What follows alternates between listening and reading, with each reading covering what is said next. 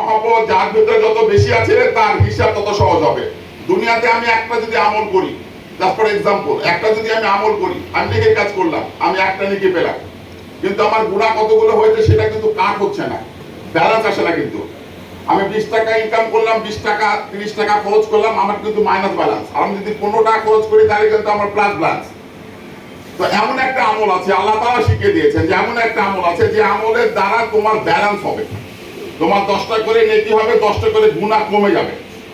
গুনাহ কমে যাবে, এর ফয়সালা কিন্তু অন্য কোনো আমলে নাই। আপনি কোরআন তেলাওয়াত করবেন, আপনার গুনাহ কমে যাবে, ফয়সালা নাই। আপনি কারণ খেদমত করবেন, আপনার নেকি হবে, কিন্তু গুনাহ কাটা যাবে, এর কোনো ফয়সালা কিন্তু নাই। কিন্তু আল্লাহ তাআলা বলে দিয়েছেন তত অনুযায়ী আমল যদি করা হয়, আমলটা হলো যদি আপনি আল্লাহ রাসূলের শানে দুরূদ পাঠ করেন, তাহলে আপনার 10টা করে নেকি আসবে, 10টা করে গুনাহ বাদ যাবে। তার মানে কি ব্যালেন্স আপনার একটা মার্জিন অবস্থায় আসবে। তাহলে আমার জন্য বাঁচাটাও সহজ হয়ে যাবে। কারণ আমি কত গুনাহ করেছি এটা কিন্তু আমার মনে নাই। মানে আমি